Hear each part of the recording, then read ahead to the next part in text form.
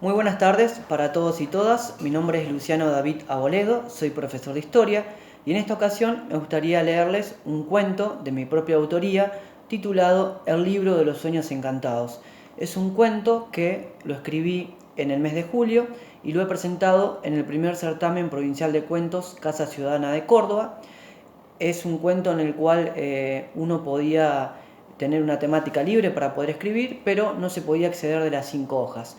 Entonces es que decidí escribir este cuento por una cuestión para poder descargarlo en la plataforma de YouTube, es que lo voy a fragmentar en 2 partes y la parte número 1 comienza más o menos así. El libro de los sueños encantados. Fue una tarde fría y lluviosa cuando todo comenzó. Recuerdo que era un crudo invierno en mi querido pueblo Canals. Tenía 7 años cuando mi padre decidió mandarme a comprar un par de alimentos al almacén del pueblo. Decidí abrigarme con la mejor ropa que tenía para que el viento y la lluvia no penetrasen en mi cuerpo. Pantalón azul, 2 pares de medias con unas botas marrones, buzo de color negro, campera inflable gris y un gorro de lana fueron mi vestimenta perfecta para emprender el viaje y cumplir con aquel pedido de mi padre. Al regreso de los mandados, decidí resguardarme en la garita de la terminal, porque esa llovizna cesante me había empapado por completo. Mientras acomodaba los alimentos, noté que enfrente mío, quizás a unos 15 metros de distancia, la bibliotecaria había comenzado a sacar un par de cajas a la calle. Quizás mi instinto y mi curiosidad de niño me hicieron acercarme a ellas para ver su contenido. Pude notar que eran libros viejos, en desuso, y que por una cuestión de espacio, la empleada es que decidió deshacerse de ellos. Corrí rápidamente a mi casa, dejé los alimentos y emprendí el viaje de regreso para ir a buscarlos, porque sabía que la lluvia los arruinaría por completo. Cuando llegué a mi casa con la caja repleta de libros y doblemente empapado, lo primero que me dijo mi padre fue lo siguiente: limpiate los pies y tirá esa caja a la basura, y no traiga más mugre a la casa. Le comenté que eran libros que la bibliotecaria había tirado a la calle y que no lo iba a hacer. Me aferré a esa caja con todas mis fuerzas. Mis ojos se pusieron vidriosos y quizás este fue el motivo por el cual mi padre se apiadó de mí. Me dijo que los secara y los colocara en el comedor en una pequeña biblioteca que pertenecía a mi abuela, su madre. Eran 12 libros los que traje, pero uno solo fue el que me llamó poderosamente la atención. Se titulaba Los mejores militares de la historia, y en él se narraban las maravillosas hazañas y proezas logradas por cada uno de ellos: Napoleón Bonaparte, Julio César, Alejandro Magno, Guillermo I, Escipión, Saladino, Gengis Khan, Hitler, Stalin, Aníbal, Guillermo II y uno al que no recuerdo su nombre completaban los capítulos de este libro. Esa misma noche, mientras la lluvia se hacía escuchar por el techo de mi casa y podía ver cómo el agua se deslizaba por mi ventana, empecé a leer este maravilloso libro. Cuando terminé de leer mi primer capítulo, el cansancio se apoderó de mí. Coloqué mi cabeza en mi almohada y caí rendido a mi cama. Fue en ese preciso momento que mis sueños no eran normales, más bien mágicos. Me hacían viajar en el tiempo y me teletransportaban a otra dimensión. Me hacían sentir, conocer y vivir en carne propia cada uno de estos emblemáticos personajes. Y fue también de esta manera curiosa de viajar en el tiempo en la que llegué a conocer gran parte de nuestro globo terráqueo. Y así hice todas las noches. Leía un capítulo de un general y por cuestiones que solo la magia conoce, caía desmayado a la cama y mis sueños se encargaban de lo demás. Me teletransportaban en el tiempo y me hacían sentir un ciudadano más de aquellos inhóspitos lugares, siendo en algunos casos la mano derecha de estos maravillosos personajes de la historia. En 15 días me había leído el libro completo. Recuerdo que eran unas 525 hojas.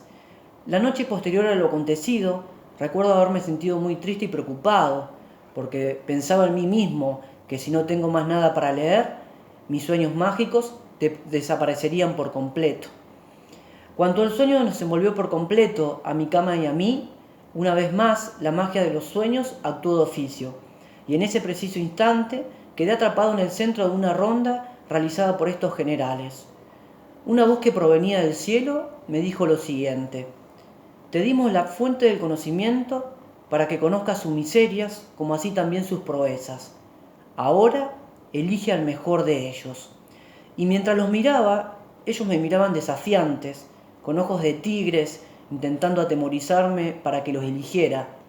Tenía 7 años, las piernas empezaron a temblarme, asenté el mentón hacia abajo en dirección hacia el piso. Ya no los podía mirar. El miedo se había apoderado por completo de mí. Recuerdo que llorando les dije que no iba a elegir a nadie. Finalmente desperté y los recuerdos de la noche, más que un sueño mágico, se habían transformado en una verdadera pesadilla.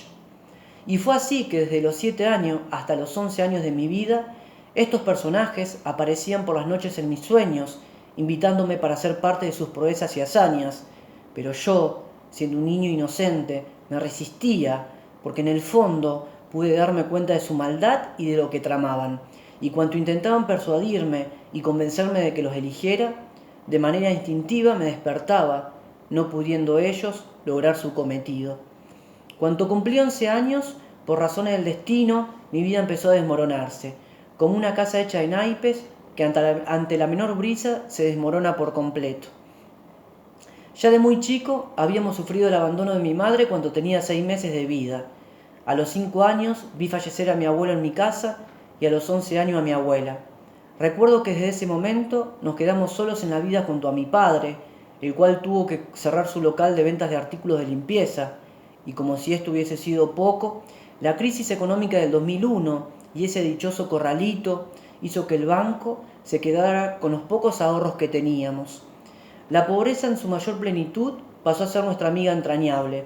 Estuvimos casi 2 años viviendo sin luz, no pudiendo pagarla, y alumbrándonos con velas. Nos bañamos en un fuentón de chapa, comíamos lo que se podía utilizando un calentador a querosén.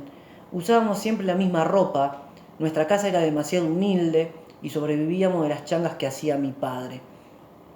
Recuerdo una noche que nos acostamos con el estómago vacío y las tripas rechinaban sin parar, interrumpiendo el silencio. Fue en ese preciso momento que se me ocurrió la mágica idea de tomar el libro de los sueños encantados y pedir la ayuda a estos personajes maravillosos de la historia. Quizás el hambre, la angustia y la desesperación me convencieron de que era una opción valedera, independientemente de lo que tendría que pagar en mi vida si elegía uno de ellos. Esta idea la repetí todas las noches, y cuando le pedí ayuda a Napoleón Bonaparte, me dijo que no podía ayudarme, que estaba ocupado preparando la invasión a Portugal y que a la pasada tomaría España para dominar a Europa. Cuando le pedí ayuda a Julio César, me dijo que tampoco podía ayudarme. Se lo veía pensativo y asustado. Me había hablado de una conspiración en su contra por parte del Senado, liderada por Cayo Casio Longino y Marco Junio Bruto. Cuando le tocó el turno al gran Alejandro Magno, tampoco pudo ayudarme. Hacía días que su ejército se había enfrentado a los persas liderado por el rey Darío. La batalla de Ixo le dio una gran ventaja al macedonio, pero quedaba otra batalla decisiva por luchar, la de Gaugamela. Hasta acá llegó la primera parte de este cuento maravilloso, espero que le haya gustado y nos vemos en el siguiente video, que es la segunda parte de esta hermosa historia titulada El libro de los sueños encantados.